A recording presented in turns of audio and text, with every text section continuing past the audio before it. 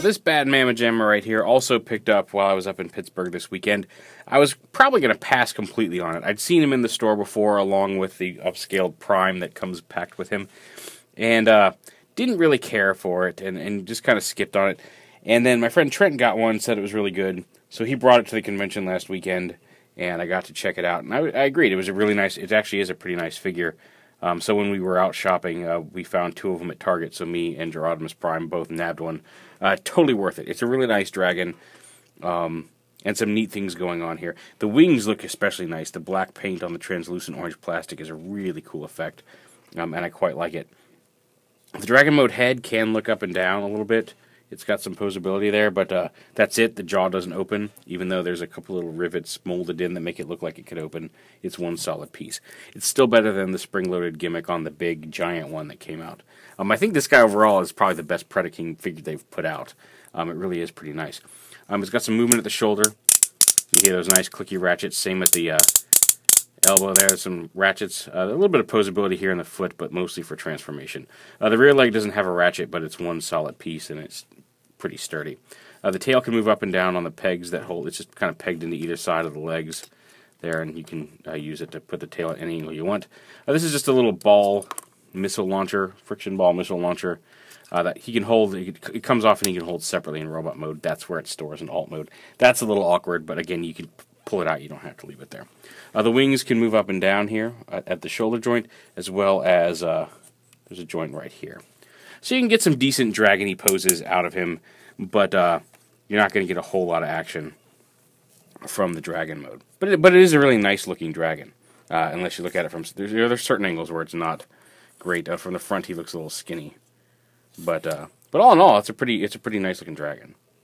The transformation, again, it looks, people have been saying it's an upscaled Cyberverse, and it really kind of isn't. I have the Cyberverse PREDAKING, and it's a very different, well, not very different, but it's definitely not just the Cyberverse upscaled. It's a different transformation. So you unpeg the tail from back here. Just like this. The gun, again, can come right out of this post. And now you got his two main robot mode weapons. And at that point, you just would bring the legs down. Again, you can hear those nice clicky ratchets in the knees. Everything ratchets, just about. These don't, but bring the foot down like that. And then this peg right here behind the heel of the foot pegs into this part of the leg. So just bring that down, put that over the peg, and squeeze it down until it locks into place. And same on the other side. You want to make sure to bring the foot down beforehand, because otherwise you bring this down, it'll get stuck behind there. You have to do the foot first, and then peg this rear dragon leg into that.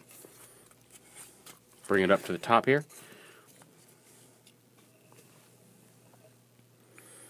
And up here, you just bring the arms down. Again, clicky ratchets.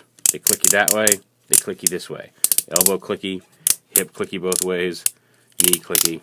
Very nice clicky robot, very sturdy. A lot of posability, and even when you get him in a pose you like, he's probably going to hold it because most of his ratchets are that clicky ratchet joint. And then the dragon foot you just bring down, and there you can see his hand with a little clip to hold weapons. On each side, the dragon head, you straighten up, fold all the way down onto the back, and then you just rotate his robot mode head around. And the wings you can position any way you want. Again, you can fold them in like this, you can fold them back, you can fold them, in this mode you can fold them down like a cape. However you want to position those, it's up to you. I'm going to fold him down like a cape just to keep most of him in frame here for this video. But again, you can have them up and spread however you want. And they do look really cool as a cape, kind of translucent behind him. The sword fits into one peg hole, either one. Same with the gun. You can have him hold it in either hand. And there he is in robot mode. And he's quite tall and large and very imposing. The plastic is kind of showing up a little dark here on the video, but all of his main body is kind of a mostly opaque but still slightly translucent purpley plastic, and it looks nicer than I expected it to. And all in all, he's got a few more paint apps on the face to pick out some of the detail. Would have been nice, but you got enough there to really kind of give him an eerie demonic look. He's got the orange cheeks and the yellow eyes, and then the gray plastic piece to form the horn on his head. The spikes don't go anywhere in this mode; they just stick out straight all the time. But all in all, it's a pretty decent dragon transformer. Size-wise, he is much larger than most average Voyagers. Like here is the movie 4 Evasion Optimus, who's about the same height as Springer, just to give you an idea of the mass difference between these two. Now, granted, his legs are mostly hollow. There's a lot of... And he's a lot more basic overall than the Voyager mode op.